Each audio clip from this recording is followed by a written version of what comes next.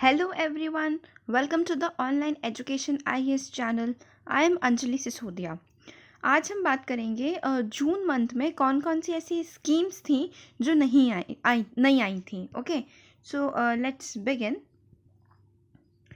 First of all I take the pointer. ये मैंने यहाँ आपको एक ओवरव्यू देने की कोशिश की है.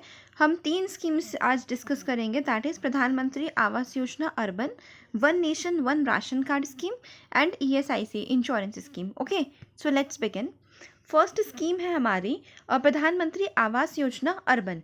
Okay, so first of all they हमेशा UPSC में 1 या 2 क्वेश्चन स्कीम से रिलेटेड आते ही आते हैं. ओके, सो मैंने आपको मई के जब स्कीम्स डिस्कस की थी तब भी बताया था, you need to focus upon something that is relevant to this exam. Okay, ऐसे स्कीम्स में बहुत सारी चीज़ें होती हैं but you do not have to memorise all those, right. So ये स्कीम का कॉन्टेक्स्ट क्या है, हम ये क्यों डिस्कस कर रहे हैं, बिकॉज ये जो स्कीम थी इसके अंदर की जो डेडलाइन थी वो सरकार ने आगे बढ़ा दी है. ठीक है, जो डेडलाइन थी वो अर्लियर 2022 थी, बट अब जो 1 करोड़ हाउसेस बनेंगे अंडर प्रधानमंत्री आवास योजना वो 2 साल पहले ही कंप्लीट करने की योजना है, that is in 2020. Okay, now अब हम ऑब्जेक्टिव देख लेते हैं. तो सबसे पहली बात कि अब घर बनाने, तो घर आप किसको अलॉट करोगे. ठीक है, तो जो आपके जितने भी ऑल अर्बन पुअर होंगे जिसके अंदर स्लम ड्वेलर्स भी इंक्लूडेड हैं, ठीक है, ऑब्वियसली वो इंक्लूड रहेंगे, तो जितने भी अर्बन पुअर हैं उनके लिए आपको घर प्रोवाइड कराना है. ठीक है, अब जो आपकी इम्प्लीमेंटिंग, जो central assistance to implementing agency आपकी स्टेट्स में काम करेंगी, यूटीज़ में काम करेगी. ठीक है, तो उसके अंदर आपको एक सेंट्रल असिस्टेंस दिया जाएगा टू ऑल एलिजिबल फैमिलीज और बेनिफिशरीज. ओके, आपको एक पक्का हाउस दिया जाएगा जिसके अंदर वाटर कनेक्शन होगा, टॉयलेट होगी, इलेक्ट्रिसिटी फैसिलिटीज़ होगी, राइट. नाउ अब जो आपके जो अर्बन लोकेलिटीज़ होंगी उनको अब आप घर प्रोवाइड कराएंगे और उसके अंदर एज वी हैव सीन कि स्लम ड्वेलर्स भी इंक्लूडेड हैं, तो that will make your urban localities slums free and all citizen, सभी सिटीजन्स को जो बेसिक एमेनिटीज़ होती हैं उन सब चीज़ों का प्रोवाइड कराया जाएगा. And what are the basic amenities like water connection, washroom and electricity, right.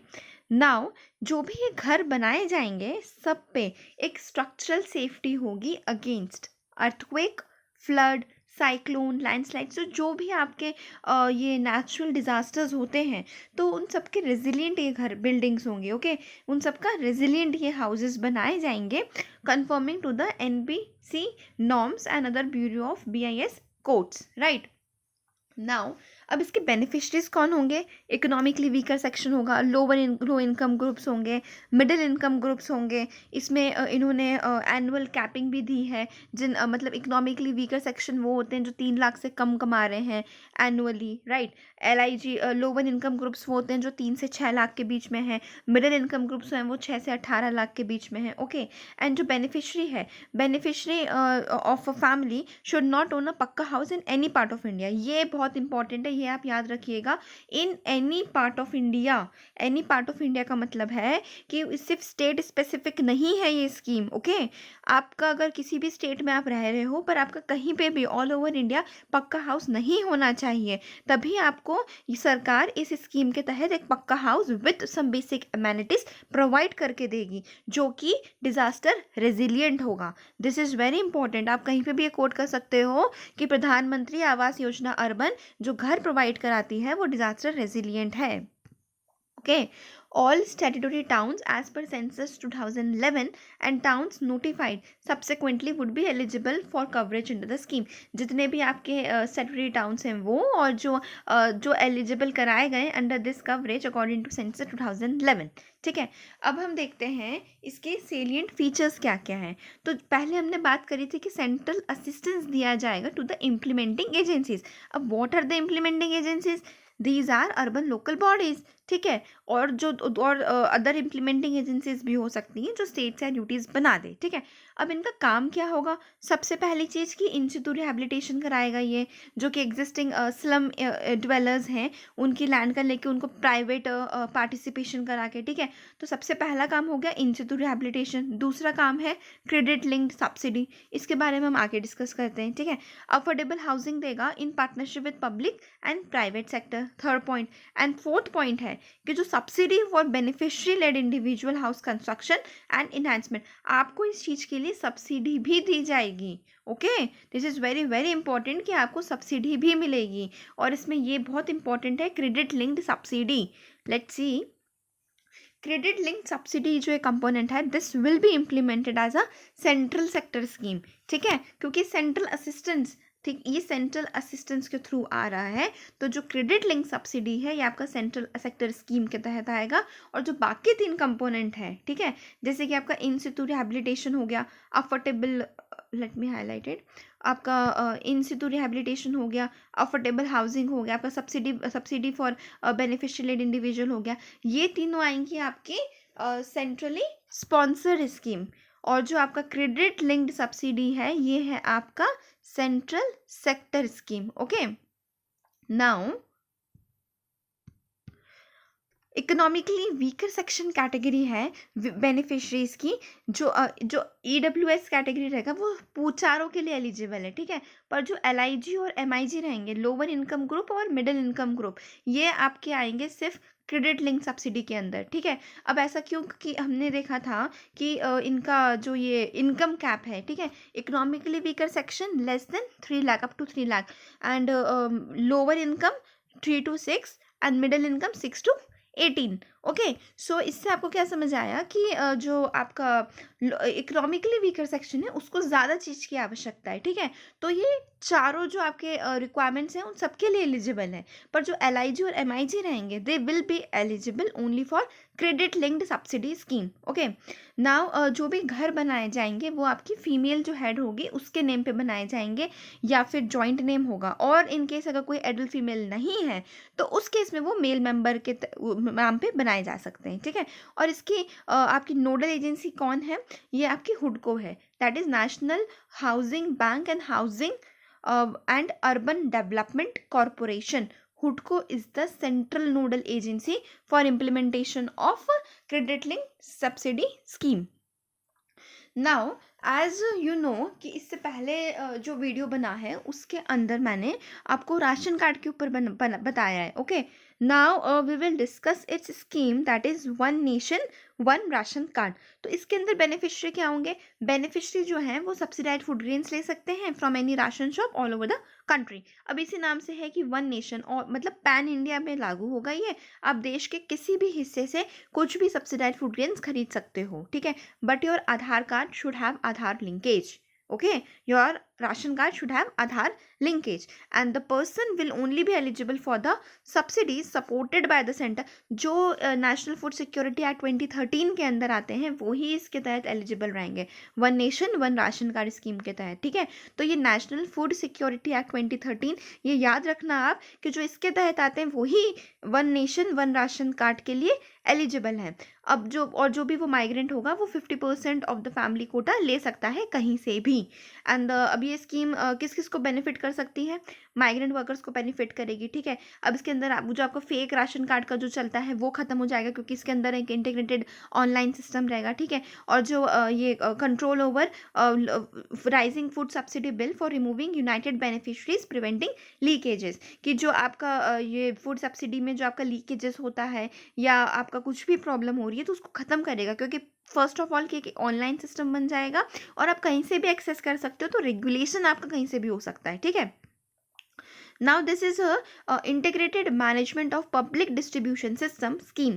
ये आपकी एक न्यूली सेंट्रल सेक्टर स्कीम है. This is very very important. It is a newly central sector scheme. Okay, and it is implemented. ये बहुत important है कि जो PDS है ये कौन सी मिनिस्ट्री के अंडर आता है. ठीक है, आप मिनिस्ट्री ऑफ फूड प्रोसेसिंग वाली मत कर देना, क्योंकि ये हाईली मिसअंडरस्टूड वाली चीज़ हो जाती है PDS की, और most of the candidates confuse it with ministry of food processing, and वो क्वेश्चन उनका गलत हो जाता है. ठीक है, तो ये आपको बहुत अच्छे से आप कहीं नोट डाउन करके रख लो कि जो PDS है उसकी मिनिस्ट्री कौन सी है. Ministry of consumer affairs, food and public distribution. ये आपको बिल्कुल याद होनी चाहिए, क्योंकि PDS बहुत ही अभी टॉपिक बहुत रिलेवेंट है अपकमिंग प्रीलिम्स के लिए. So please do remember this fact. Okay, and integrated management of PDS is a newly central sector scheme implemented under this ministry. And इसके ऑब्जेक्टिव हैं कि नेशन वाइड पोर्टेबिलिटी मिलेगी आपको, national level data repository मिलेगा. ठीक है, आपको beneficiary जो डेटा रहेगा आधार बेस्ड रहेगा आपका, एंड आप एडवांस्ड डेटा एनालिटिक्स यूज़ कर सकते हो for our continuous improvements. Okay, this was about one ration card, one nation and one ration card scheme, and the other was integrated management of public distribution scheme. Now our third scheme is employees state insurance scheme. Okay, why this scheme is here? Because the context is the central government has reduced the employers contribution under the Employees State Insurance Act. Okay, this please this act you should know that Employees State Insurance Act, उसके अंदर क्या हुआ है, सरकार ने जो आपका employ contribution है उसको 4.75 से घटा के 3.25 कर दिया है, और जो आपका एम्प्लॉय कंट्रीब्यूशन है वो आपका 1.75 से घटा के 0.75 कर दिया है. ठीक है, तो इसलिए ये स्कीम जो है वो न्यूज़ में रिलेवेंस में आ गई. ठीक है, अब इस स्कीम का ऑब्जेक्टिव क्या था?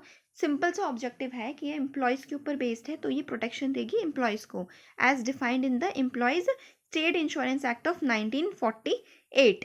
ठीक है, जो आप ये एम्प्लॉयज़ इंश्योरेंस एक्ट है 1948 है, उसके तहत जो डिफाइन करा गया है, तो उसमें वो प्रोटेक्शन देगी अगेंस्ट. ये बहुत वेरिड टॉपिक्स हैं, तो ये आप एक बार देख सकते हैं. UPSC इसमें कंफ्यूज कर सकता है आपको.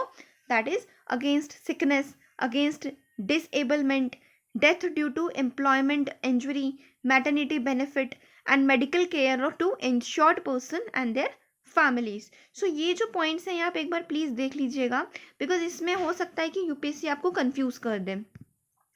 Now we see the salient features of this scheme. It is, ये एक सेल्फ फाइनेंसिंग स्कीम है. ठीक है, सेल्फ फाइनेंसिंग मतलब खुद अपने खर्चे खुद करना. ठीक है, एक सेल्फ फाइनेंसिंग स्कीम है that caters to the social security and health insurance needs of the employees. Right, अब funded by the employer and the employee, क्योंकि सेल्फ फाइनेंसिंग है, खुद करेगा, तो जो एम्प्लॉयर है वो खुद अपना मतलब फंड करेगा, एम्प्लॉय खुद करेगा. ठीक है, which would be remitted into the employees state insurance fund. जो वो दे रहे हैं ये पैसा, ये आपका जाएगा एम्प्लॉयज़ इंश्योरेंस फंड में. ठीक है, अब ये जो फंड है ये रेगुलेट करा जाएगा आपका ESI एक्ट 1948. जो आपने यहाँ देखा है, ये रहा आपका ये एम्प्लॉयज़ स्टेट इंश्योरेंस एक्ट. ठीक है, तो ये जो फंड है this will be regulated by employees insurance state insurance act. ठीक है, नाउ ये जो एक्ट है ये this is administered by employees state insurance corporation, जो कि एक ऑटोनॉमस बॉडी है which was statutorily found by the ministry of labour and employment. So this paragraph is very very very important. Okay, why? Because इसके अंदर आपको ये पता चल रहा है कि ये जो फंडिंग है ये आपका इस फंड में जा रहा है. First of all let me change the ink.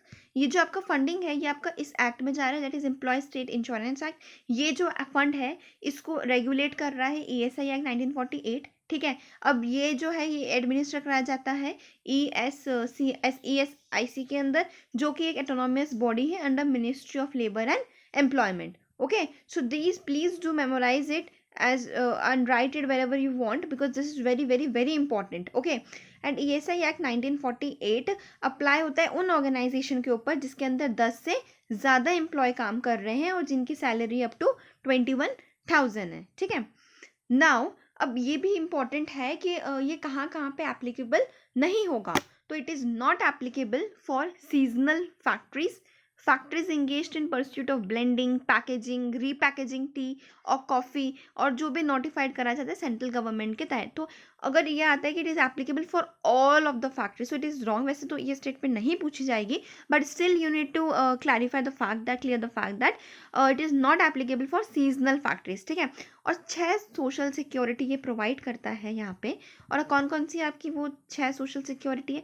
Medical benefit हुआ, सिकनेस बेनिफिट हुआ, maternity, disablement, funeral expenses, confinement expenses, ठीक है। And scheme also provide some other need based benefit, जैसे कि वोकेशनल रिहैबिलिटेशन देता है, फिजिकल रिहैबिलिटेशन देता है, ओल्ड एज मेडिकल केयर देता है, ठीक है। So this was all about 3 schemes which I have discussed. This one, employees state insurance scheme, integrated management of public distribution system scheme, one nation one ration card we have discussed, and first was प्रधानमंत्री Awas Yojana urban. So I have मैंने कोशिश करी है कि जो main points है वो मैं आपको हाईलाइट करके दिखा सकूँ इधर, because you need not to memorize each and every fact, okay. जो इम्पॉर्टेंट है आप प्लीज़ वहीं कॉन्सेंट्रेट करो, वहीं से ही आपका पेपर निकलेगा, okay. Please do like, share and subscribe, and share as much as you can. Thank you.